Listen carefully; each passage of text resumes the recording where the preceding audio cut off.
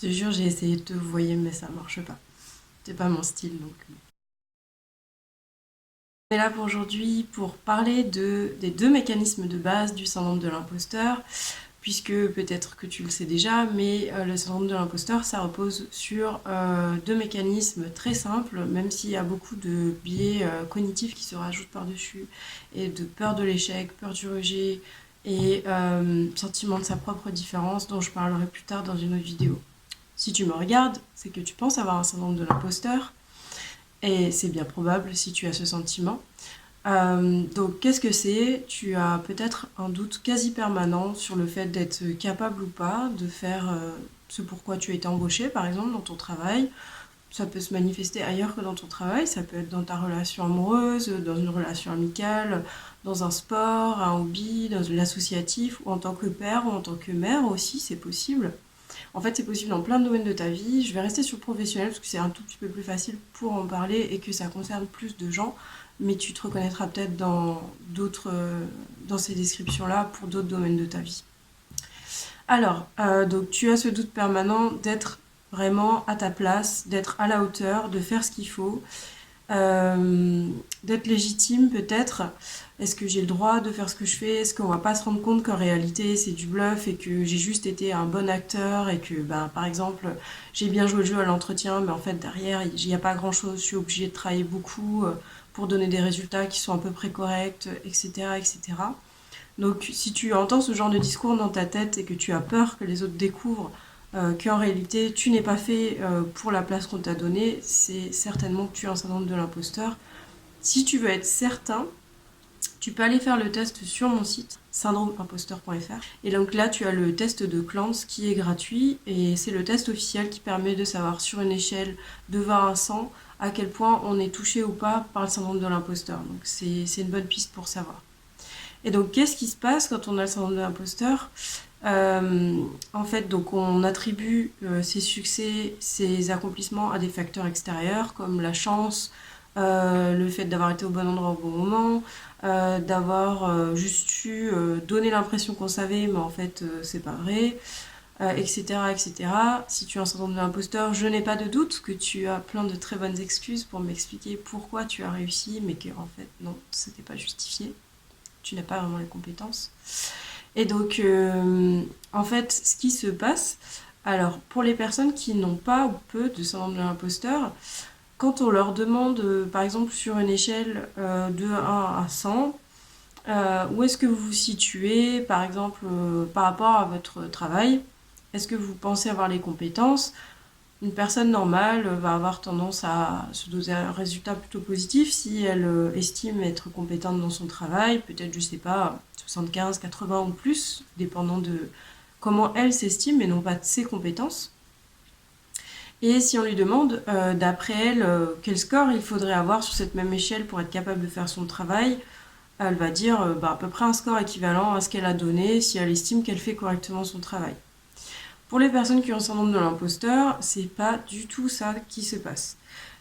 Pour une personne qui a le syndrome de l'imposteur, si on lui demande sur une échelle de 1 à 100, où est-ce que vous vous mettez, plus ou moins compétent par rapport à votre travail, par exemple, la personne qui a un syndrome de l'imposteur, si elle répond sincèrement, hein, si elle n'a pas peur d'être découverte, elle va se donner une note beaucoup moins élevée qu'elle devrait se mettre en réalité. Par exemple, si on demande à un étudiant quelle note il pense qu'il aura à cet examen, et cet étudiant a un syndrome de l'imposteur, et il va se donner une note moins élevée que ce qu'il aura eu en réalité. Et si on demande à ce même étudiant qui a un syndrome de l'imposteur, d'après vous, quel résultat il faudra avoir, par exemple, à la fin de l'année, une moyenne générale pour pouvoir prétendre être compétent à la fin de votre diplôme, il va vous donner peut-être, il faudra avoir 15 sur 20 ou 18 sur 20. Pour les gens qui sont dans le système français, vous savez que c'est des notes qui sont très élevées sur une moyenne générale, par exemple en sortant de la fac. Et en réalité, on n'a pas besoin d'avoir des notes aussi bonnes, de sortir avec un niveau très bien ou bien à son diplôme pour être compétent. Mais pour une personne qui a un syndrome de l'imposteur, en dessous d'un niveau d'exigence très élevé, on n'est juste pas compétent, en tout cas c'est comme ça qu'elle s'estime. Et donc cette différence entre comment elle se perçoit elle-même, donc on va dire à un niveau assez basse, et ses attentes sur comment il faudrait être pour être compétent, ne pas être un imposteur, c'est là. Donc et ben, le résultat de ça, ça fait que là on a une grosse différence et c'est cette différence-là qui crée le sentiment d'imposture. Donc qu'est-ce que ça donne?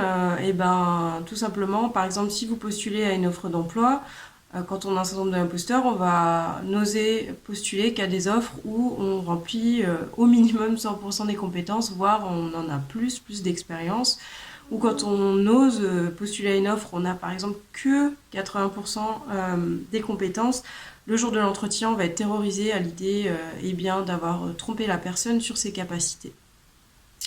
Alors qu'en fait, un employeur, il faut le savoir, quand il rédige une annonce, clairement, il cherche un mouton à 5 pattes. Un candidat qui n'existe pas, ou s'il existe, clairement, ne demandera pas à être payé ce que l'employeur est prêt à offrir.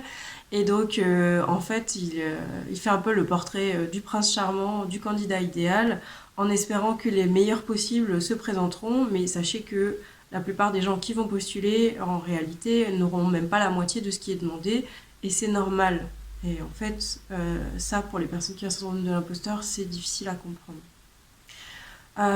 Pourquoi est-ce qu'on a cet effet de sous-estimation de soi et d'attente très élevée, au contraire, qui existe? Eh bien, ça vient notamment de ce qu'on appelle le biais de surconfiance ou effet Dunning-Kruger. Donc, ce qui se passe, c'est que les psychologues se sont aperçus que si on demandait à des étudiants qui sont très bons, comme je donnais dans mon exemple, de se mettre sur une échelle de 1 à 100 suite à un examen, de se placer, est-ce qu'ils seraient plutôt dans les premiers ou dans les derniers, ils vont sous-évaluer leurs résultats et donc se mettre bien plus bas sur l'échelle que leurs résultats réels. Et à l'inverse, les étudiants qui ne sont pas très bons vont au contraire avoir trop confiance dans leurs capacités et donc se mettre sur un niveau plus élevé qu'ils ne le sont réellement. Et donc, la conséquence de ça, c'est que plus on est compétent, meilleur on est dans son domaine, plus on a tendance à se sous-évaluer, surtout si on manque de confiance en soi. C'est un peu la même chose que lorsqu'en science, que plus on sait de choses, plus on se rend compte qu'on ne sait rien, en fait. Puisque on se rend compte que les choses sont complexes et qu'on a encore beaucoup de choses à acquérir, ce qu'un débutant ne peut pas comprendre dès le départ, ou ne peut pas ressentir de manière aussi forte. Et donc ça vous explique peut-être pourquoi dans votre parcours professionnel, vous avez rencontré des gens qui vous paraissaient particulièrement incompétentes, mais qui, elles, avaient une grande confiance en elles. Et bien voilà, c'est donc l'effet Dunning-Kruger. Autre chose, quand on a un syndrome de l'imposteur, par exemple, le fait qu'on ait une mauvaise estime de soi, mais de fortes exigences, on peut se donner des objectifs sans s'en rendre compte directement, hein, c'est pas volontaire. Se dire que le premier jour de travail, la moindre des choses, c'est d'être capable de tout remplir, de tout savoir faire. On va peut-être pas se le formuler comme ça directement, puisque quand on se le dit, ça paraît un peu absurde. Mais en fait, on agit de cette manière-là. On va pas oser parfois poser certaines questions. On va être terrorisé à l'idée que l'employeur va se rendre compte qu'il a fait une erreur en nous choisissant, et ça peut perdurer sur toute la carrière professionnelle. Donc voilà, et donc on va se retrouver donc dans des situations où on ressent un malaise parce qu'on est hors de notre zone de confort. Et on va attribuer ce sentiment de malaise au fait qu'on est un imposteur. Voilà. Pour toi qui as un syndrome de l'imposteur, dans ces situations où tu es en malaise parce que tu as l'impression que tu n'es pas capable, tu vas penser que ce malaise, c'est la preuve que tu es un imposteur. Eh bien c'est faux, sache que ce malaise n'est pas une preuve du fait que tu es un imposteur. Ce malaise, la plupart des gens dans la même situation le ressentent. Sortir de sa zone de confort, c'est difficile. Être dans une situation où on n'a pas encore acquis tout le savoir, où on est sur des nouveaux rôles, des nouveaux objectifs, c'est normal de ne pas être à 100% confiant. Mais les gens qui ne ressentent pas un syndrome de l'imposteur ne vont pas le vivre de cette façon-là.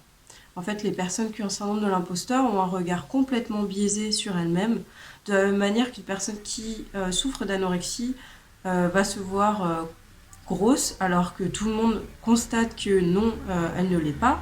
Eh bien, quand on a une mauvaise estime de soi et un syndrome de l'imposteur, c'est ce qui se passe. on ne se voit pas compétent, on ne voit pas ses propres qualités, on n'est pas capable de profiter de ses propres réussites, on ne voit que ce qui ne va pas. Et donc j'expliquerai plus tard tout ce qui est lié au biais de négativité. Et aussi quelque chose de très important, c'est le sentiment de sa propre différence. Donc si ça t'interpelle, n'hésite pas à t'abonner pour que je puisse t'en parler un peu plus longuement dans une autre vidéo, puisque c'est un sujet qui est très intéressant et qui permet à certaines personnes d'avoir un déclic sur pourquoi elles ont le syndrome de l'imposteur.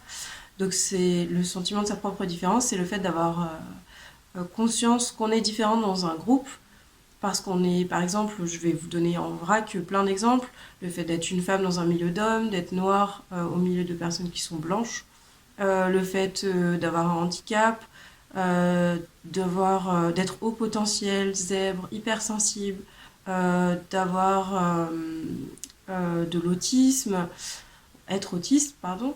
Enfin, toutes ces différences qui font que on peut sentir ça, le fait que effectivement on est différent. C'est très fort aussi chez les personnes qui sont transfuges de classe, donc qui changent de classe sociale, et chez les autodidactes particulièrement, donc j'en parlerai dans une autre vidéo. En attendant, si ça a pu t'éclairer sur ton propre syndrome de l'imposteur, n'hésite pas à me le faire savoir en commentaire, ça fait toujours plaisir de savoir qu'on a pu aider. Un petit pouce en l'air, ça aide aussi à d'autres personnes d'avoir accès à cette vidéo. Et puis abonne-toi si tu as envie de connaître la suite. Voilà, merci à toi et bonne journée.